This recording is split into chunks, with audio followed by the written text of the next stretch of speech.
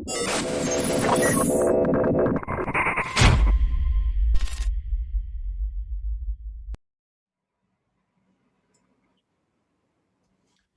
morning, good afternoon, and good evening from wherever you're joining us. We're in the second last session of the Careerxpo.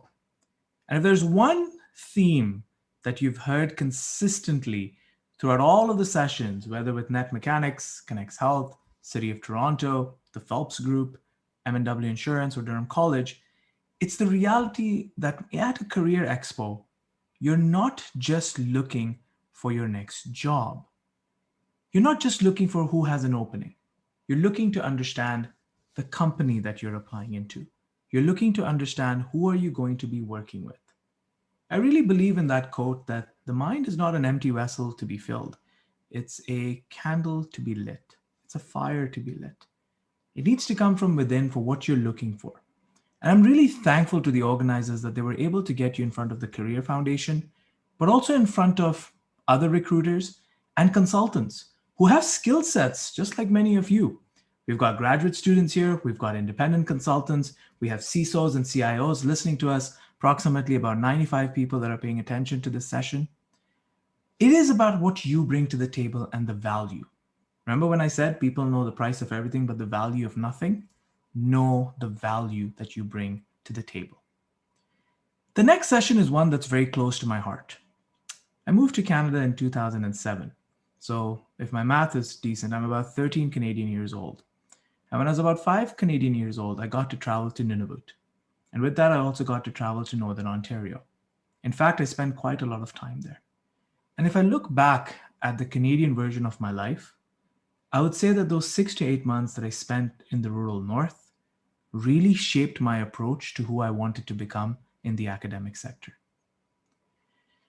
You see, people forget that we joke a lot about, some of the circumstances or how people can be in quieter communities. We say things travel at the speed of boredom. We make all of those comments, but let me tell you something. In the face of adversity, the kind of innovation that happens in the North, the kind of trust and community that's built in the North is something that we can all learn from, especially with current global circumstances. My next guests come from an organization that I've worked with for the past 7 years. And if there's anything that I've learned from them, it's about the power of coming together and realizing that when we say people, process, and technology, people are at the center of that. We're talking about the organization called Contact North, and I'm joined by Carrie and Trish, who are both directors of recruitment and partnership. I'm going to turn the floor over to them first, and I'm going to start with Carrie and ask her, Carrie, what brought you and has kept you working at Contact North? Wow. First of all, Ali, can I just say everything you just said is what got me there?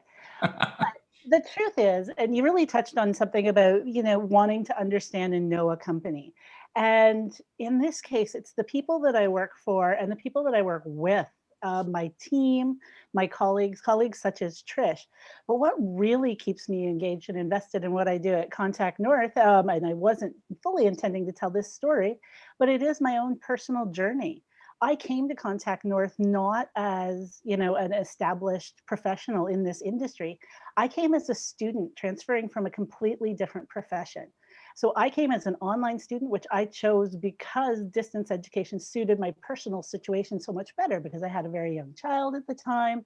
And I met some amazing people in Contact North. The first one I met is what I would say is the woman sitting to my right. But as the opportunities arose, there was a chance to start as a center assistant, then start as a recruitment officer, then work in training others of my colleagues in Contact North across the province, and now the position that I'm in today, which is a director of recruitment and partnerships for Southwestern Ontario. And all of that is driven by the fact that when I started my online learning journey, I had no idea where it was going to take me. None whatsoever. I certainly didn't think it was going to take me into management of the organization that helped me access this education from my small rural community. But it did. And so that drives me today because I know that every single day, my team, Trish's teams, and the teams and colleagues that I work with are meeting with people just like I was, 9 years ago. And the opportunities that the doors the opportunities and the doors that can be open to them in their communities are boundless, but sometimes they just need that help, just like I did, to take that step forward and see what the future has to hold. And I think education is the key to all of that. Carrie, we're going to come back to you about that aspect of they need some help to go into a new career, a new form of learning. And we'll come back to that very shortly. But with that wonderful introduction as to why you're at and what brought you to Contact North, I'm going to come to Trish, who I've worked with, just like yourself, I've worked with quite a bit. Trish, one of the things that I've constantly learned when I've worked with you is this element of you're not afraid of failing. You're afraid of not trying. And one of the things that I've noticed that when it comes to Contact North, you've been pushing a variety of curriculum, whether it's cybersecurity, whether it's AI, whether it's PSW training. You've got yourself involved in almost every possible learning opportunity. How has Contact North allowed you to grow, and what value has it allowed you to bring to the community? That's a great question. Thanks for the great introduction. You're so amazing. I think what is really significant and why I love our organization so much and what I've grown is like Carrie, I went through the ranks. I started as a recruitment officer, lost my job in 2008 when the markets went. I worked for an investment firm and they found a job for me. I sat the first day going, I don't know what I'm supposed to do. I was in Exeter, Ontario, and now I'm a director. In my history of working almost 10 years with Contact North, I was able to work in the North. I actually grew up in the North as well, so it was like coming home. But I think one of the big things that is amazing for me and has helped with my growth, but what's so important in our organization is we work with 1,300 communities across Ontario. What I love is there is no boundary. We are the whole province of Ontario, work with people in every walk of life. We have 116 centers. What that means is normally we are boots on the ground. We're part of those communities. And so you get to not fail because you are trying to help people find the access they need without leaving their home. The sustainability of any small community is they want to retain their citizens, they want to retain their residents. And the fact that they can have that education come back to them in that community to be able to work in that community is powerful. With our changes right now with COVID, we've been working virtually, but the coolest thing is we've been opening centers slowly. And what we're finding is not just now the internet, not just now people needing a computer, people need a quiet place to work. So we've opened just recently in Manitoulin Island, Woodstock, Kincardine, Cochrane, just to name a few where people can go.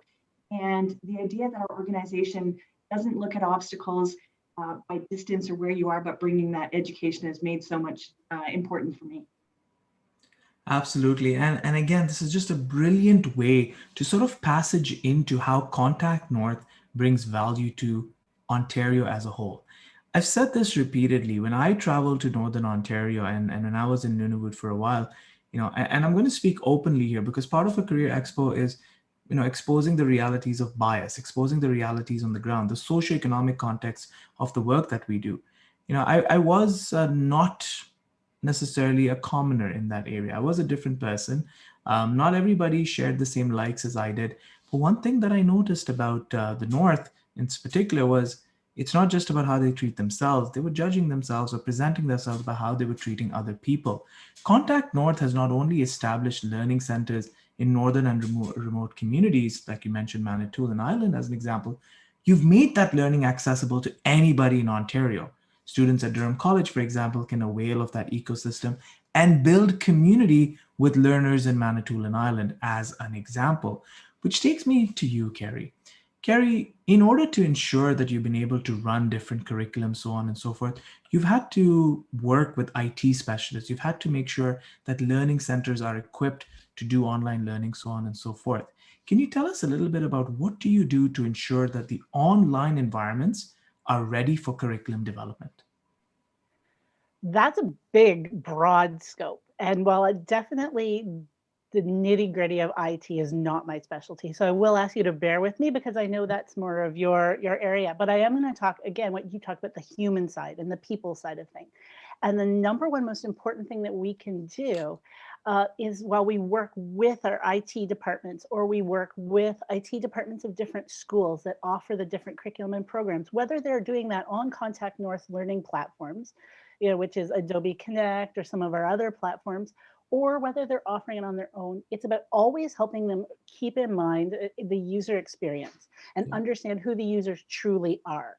So I think that honestly, the biggest component that we, Contact North, can do in terms of helping prepare the technology is to help them understand the types of learners who want to access these programs, understand if they want to learn part-time, if they want to learn synchronously or asynchronously, and then help support those solutions, especially when learners are in our center or working even with a distance with our staff in their communities to help them then be supported and understand how the technology is delivered. So we're really a middleman, not just in terms of education, but in terms of the technology, to truly understand how it needs to be used and how those outcomes for the learners, in the most efficient way possible for everyone, us, the learner, and of course the schools who are delivering the programming as well. Absolutely. And I've always mentioned this term in my classes when I speak to students is, for a period of time in the early 2010s, you would have heard of, and it's still a prevalent term, knowledge brokers and knowledge translators. Now we hear of data brokers and data translators. But I think there's also the technology brokers, and being the person in the middle in that people process technology element to really excel at not just the people, but the process side as well. Trish, can you talk to us a little bit about how do you deliver curriculum on your platform? How do you engage with an institution? Let's say and let's start at the institution, then we'll go to the individual. Let's say an institution like Durham College has a particular course, let's say AI and ethics, and they want to teach it. How does Contact North, how do you get in touch with you, and how do you then build from there? Great question and good example, because I believe we're doing something in January together. So we have, Contact North has really developed what we call the Teach Online and our learning technology side of learning. Right now, there's a series of free webinars and by professionals from all over the world talking about technology is not necessarily the answer. It's talking about the engagement in the classroom.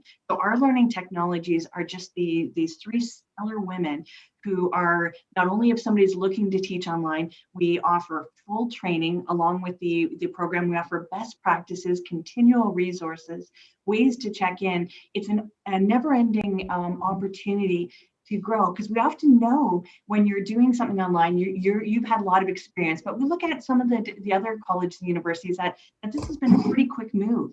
Making sure that they understand it's not just about the technology. You could never teach a full engaging class by just using super cool Zoom. You need to be able to have engagement, the tools, and there's nothing more important than the confidence in the instructor. I'm taking online courses right now, so is Carrie, different experiences, but Contact North is dedicated to providing the resources, the supports, not just in Ontario, but Maxime Jean-Louis has connected with all over the world with experts that are bringing their pieces, because education is universal. Absolutely. And I really appreciate the fact that you brought up Maxime Jean-Louis. For those of you who are listening, I do implore you, and I've asked you to look at Contact North, not just from an ROI on, what will I get in terms of investing my time, but look at it from the ROI of the return of imagination, the return on innovation. Read up on his story and you'll realize very quickly what went into establishing Contact North and that narrative. I often say this: successful technology entrepreneurs, successful technology practitioners are very good storytellers. I think you want to pay attention to Maxime's story, because that'll highlight quite a lot about where our Canadian learning culture has come and how far we've moved it.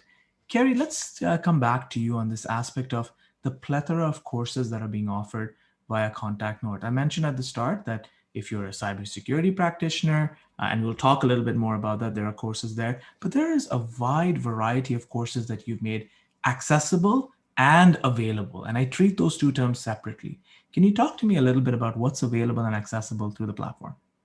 Well, I'll tell you the truth, at this point, it's more a case of what's not. And there's very, very little that is not available. And in fact, I'm going to double back to something you had asked about why sometimes people need assistance. And this is a term of mine that I use all the time that Trish steals regularly, is because we're funded by the Ministry of Colleges and Universities to work with all of Ontario's colleges and universities, Indigenous institutes, we don't have a horse in the race, which means that we can provide the study options and equally represent all the wide breadth of what's available at a distance from all of the schools. That is incredibly overwhelming. If someone were to sit down on their own and try to figure out, now, how does this make sense? I want to be here. This is my career goal. This is where I'm starting.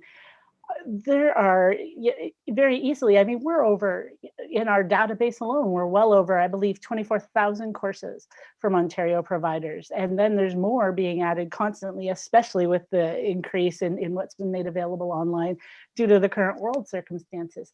So for someone to really be able to sit down and parse out how that can affect them and help them achieve their goals can be a challenge. So I feel that our true value in being able to present all of the study options, whether it is for cybersecurity or you mentioned PSW, a medical transcriptionist, construction estimating. I could fill up the hour just talking about different things that are available.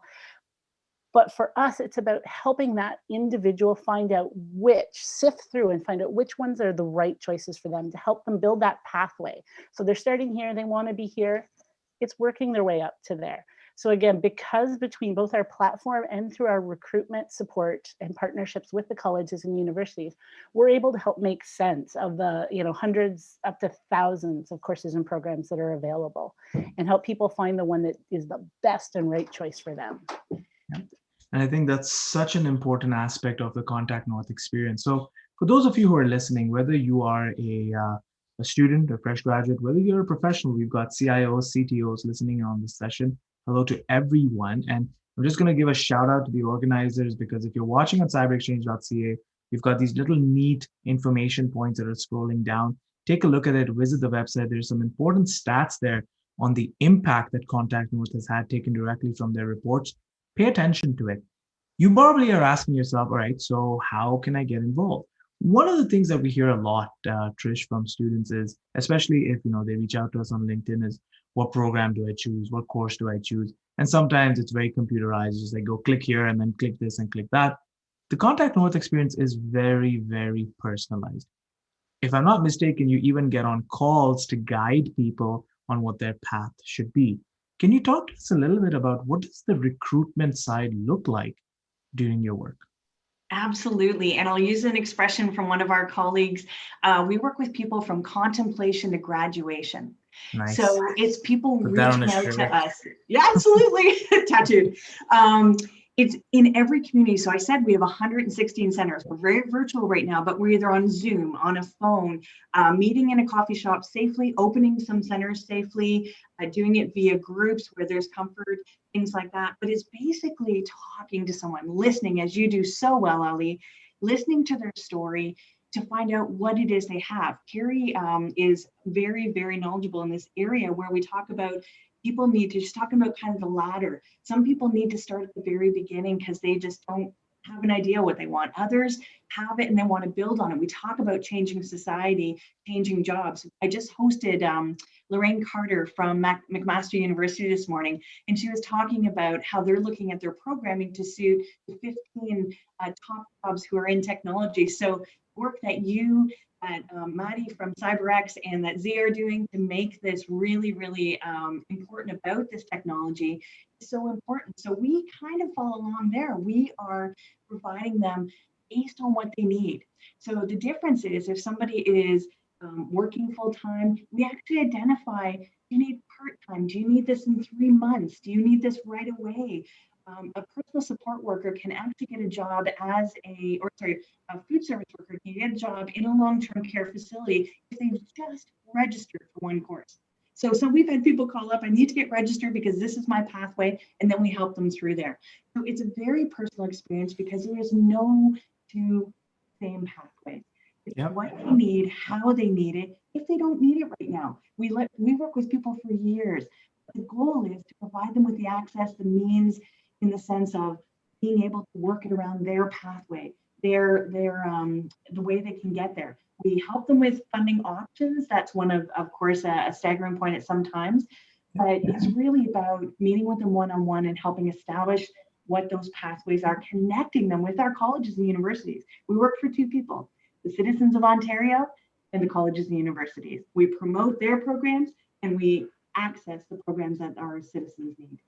And I think the beauty of this is that there is no one size fits all solution, and you have very customized and tailored approaches. Now, Carrie and Trish, just correct me if I'm wrong here, and Carrie, perhaps you can chime in, is both of you sort of are, while you are directors of recruitments and partnerships, you work in different geographies. In the Great North, you look at certain areas. What's the geographical focus that you have, Carrie? Well, I am personally the Director of Recruitment and Partnerships for the Southwest region. So that is everything from Windsor up into the KW, Guelph, Cambridge area. So I have 5 different recruitment territories, and each of those have their own separate recruitment teams within them. And then I work with 12 different colleges and universities as well in that roughly same geographical area, though I do also come up to some in the GTA. Really, my job is to identify the different partnerships within those communities and hire, train, and support the recruitment staff within them so that they can work with those partnerships and help identify clients that can be supported and help access the education in all of the various communities of the Southwest region. Okay.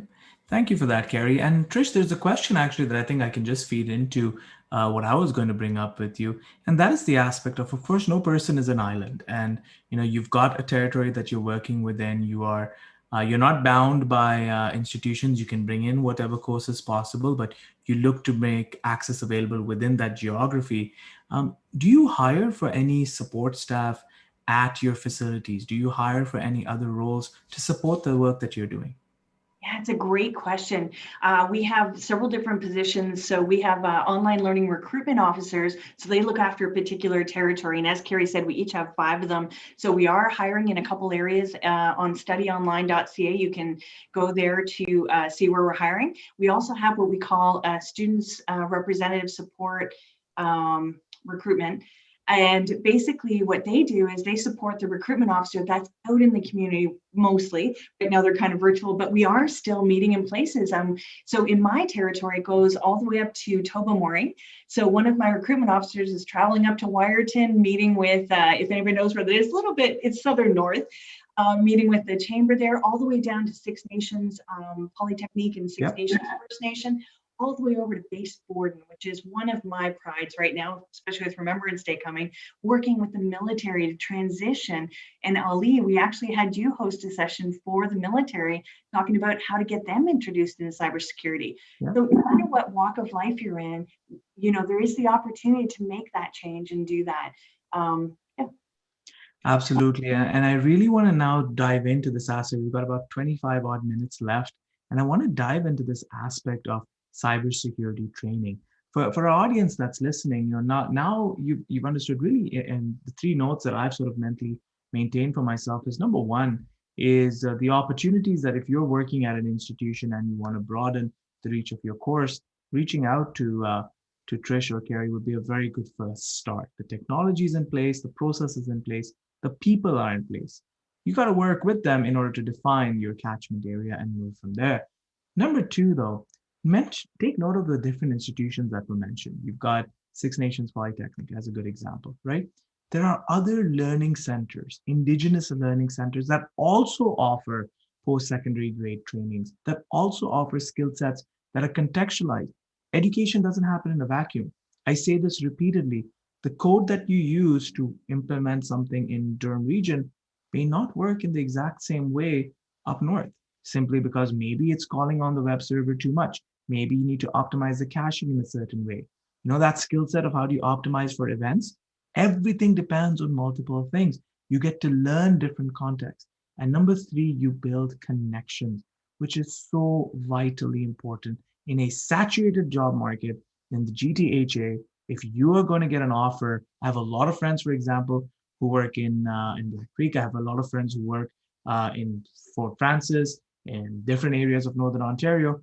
They felt the confidence to go there because they had some community to go to. Makes a huge difference. That's a separate session in and of itself to look at the economic development impact of Contact North. Let's dive in a little bit more on the cybersecurity piece. Trish, if I can start with you, and then Carrie, I'll loop you into that element as well. Trish, since Canadian Women in Cybersecurity, you've in 2020, just before the lockdown, you took a very strong, or you've since taken a very strong interest in cybersecurity programming. What's been driving that, Trish? Well, you, of course. You introduced me to a lot of things I didn't know. But two of my colleagues and I got to attend the Women in Cybersecurity, and it was empowering. It was amazing. There was so much out there. So while I had some time, I actually talked with two of my colleagues and just want to share with you a little bit of what we're hearing right now with clients. It's still a field that a lot of people are very nervous about. Yep. So we have found recently that, of course, courses and programs from Durham College, York University, looking at the cybersecurity fundamentals. Ryerson, McMaster hosted them today on Tech Suite, which doesn't necessarily get totally into the cybersecurity, but it's everything around it, the AI, the computer programming. And I wanted to share with you one of the most interesting I recently had was with Sheridan College. And we have no horse in the race. I'm mentioning everybody that we work with because it's very important that we get to talk about what they're doing. But I was able last month, Cybersecurity Month, to host Sheridan College across our recruitment officers. 43 people from across Ontario attended that. They then carry the word to their communities. What was really interesting is they were promoting cybersecure your business. So it's about the small business. The courses were extremely reasonably priced because these are businesses that, have not a lot of additional cash right now. But what was really neat, which I thought they did, was they offer a $10 workshop. It's not just about the money. It's about knowing that you're paying for something small. And you know where I'm going at with this, Ali. It's $10 for a workshop for them to dip their toe into the cybersecurity world. The workshop, as you have done with Durham College, just introduces them. A lot of people have this fear about it. So we're looking at students, at people who have graduated or looking to graduate. There's a huge market right now. And as you mentioned, you're right on, getting those skills that are going to allow them to translate, whether it's geographically or to another job. But for small business, it's just giving them a taste of what they can do, because in this online virtual world, everything's online. They really do need to pay attention. But the important thing is to do it safely and slowly for when they're ready to do it. I couldn't agree with you more. You mentioned the really interesting line of contact notes about going from contemplation to graduation. I would add a further line to that. It is really about building that bridge and walking you through from fear to hope. Many of you would know this, that a couple of years ago, the government of Nunavut was hit by a major ransomware attack.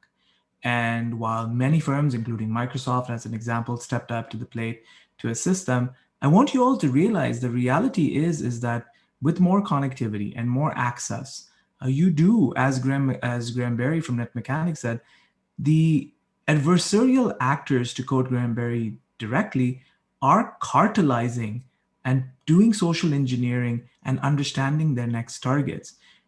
A lot of communities that come online and now have access to online banking, have access to e-health, telemedicine, etc., for the first time or the first few months, don't quite know how to operate in those environments. And it can instill a lot of fear.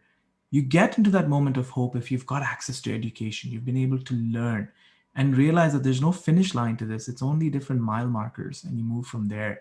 Carrie, let me ask you this. Given the plethora of cybersecurity courses that you're now starting to offer or consider to offer, are you finding more and more people asking about this, about such courses? And is it coming only from your catchment areas, or are people even from downtown Toronto, for example, saying, hey, what can Contact North offer me in cybersecurity? Well, again, you're providing me a really great question to answer in a way that really wanted to comment on something that you spoke about in the introduction to the question. And that is about the fact maybe we weren't aware about a ransom attack, or the ransomware attack in Nunavut. The fact is, cybersecurity is no longer, and I'm going to try not to, but it is no longer for people sitting in the basement or huddled in small-eyed dark IT rooms, Yep. working in incomprehensible code that no one else understands.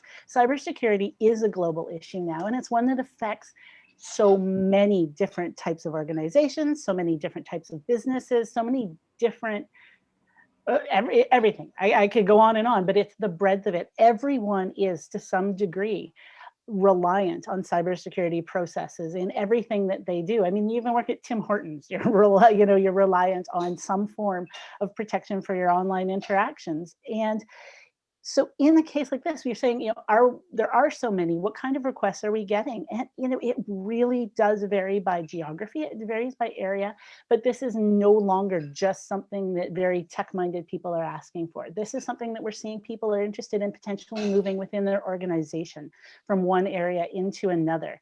But a particular area that I find both encouraging, it's a passion of mine. We are seeing a growing increase in requests for cybersecurity programs from newcomers, new Canadians. It is an opportunity for them to gain Canadian credentialing in something that is hiring, something that is in demand, and something that is of value. They're aware that they can add to their existing skill sets that they may bring from their home countries and very quickly begin working in Canada or in Ontario and being able to help that. So in that case, it is not just rural and remote. We're hearing from underserved and people everywhere, including downtown Toronto, because they may have access issues. They may have transportation challenge in accessing the education. So of course, we're still going to work with them from a distance to ensure that everybody's finding the education that they need. But if anything I've learned over the last couple of years in terms of cybersecurity, it is that I should not underestimate who is going to be interested in it, because we're going to hear from people from all walks of business and life. I couldn't agree with you more. I just want to go back to a previous session that we had with the Career Foundation and Connects Health. Trish, you've done some work with Connects Health as well. One of the workshops that they're offering now, and I think you may want to connect with her, is on voice acting. And how do you modulate your voice when delivering therapy? And I never thought that, in the world of telemedicine, that would be a skill set that a therapist would actually look at and say, hey, if I pay, $200 or $250, I'd get certified in certain skill sets of how to modulate my voice and posture online. Who would have thought that would have been something that would exist? We've got another 15 minutes, and we have about 2 questions that I definitely need to stitch into this conversation. One is about accreditation.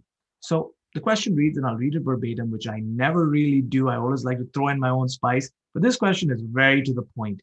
And that is, if I take a course through Contact North, who do I get my certificate from? Is it the host institution or is it Contact North? Trish? So I'm going to just clarify, we don't offer any courses. As Contact North, we don't offer courses, but what we do is we connect people with our colleges, our universities, our secondary school providers, our training partners.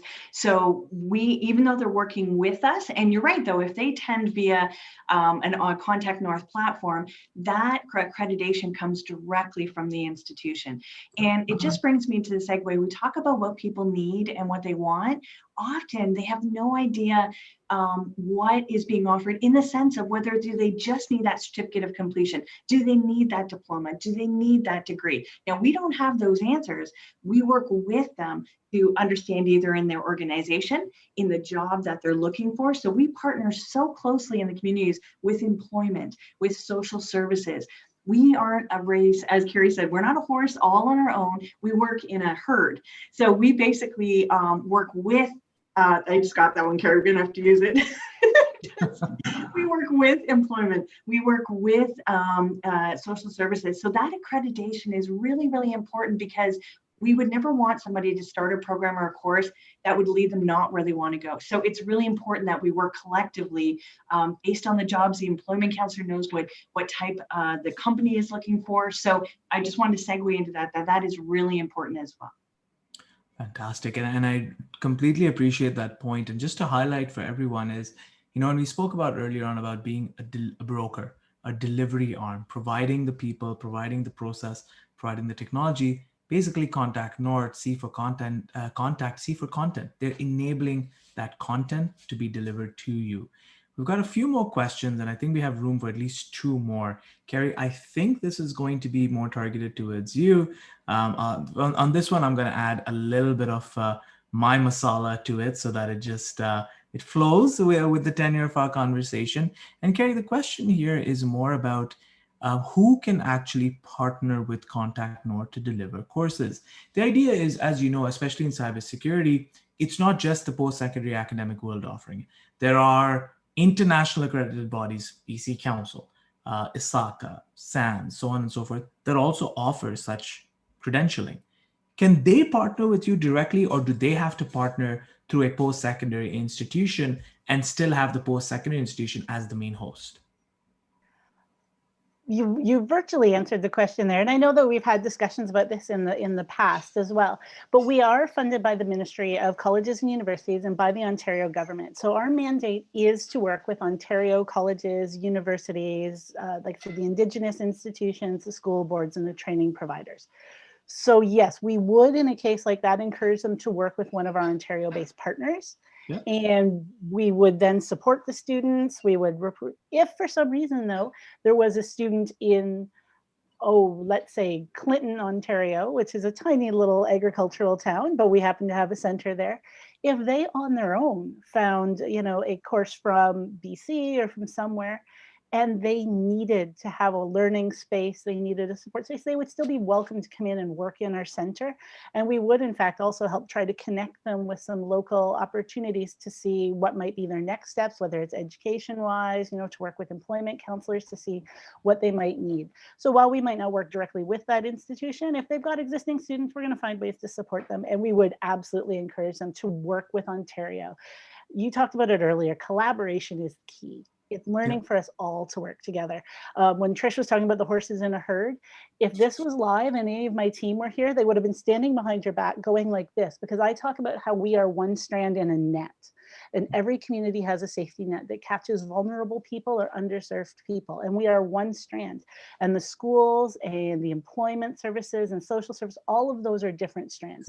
So in a case of an outside of Ontario body, we would love to see more collaboration with the Ontario institutions to be able to provide more to those people who have fallen in the net and need those opportunities.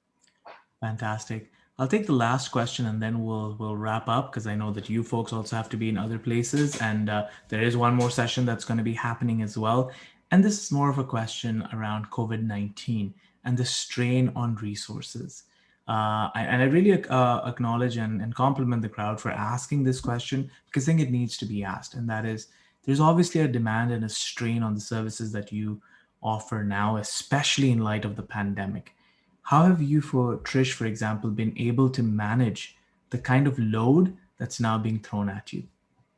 It's a great question, Ali. We actually weren't sure what was going to happen, as everybody else did.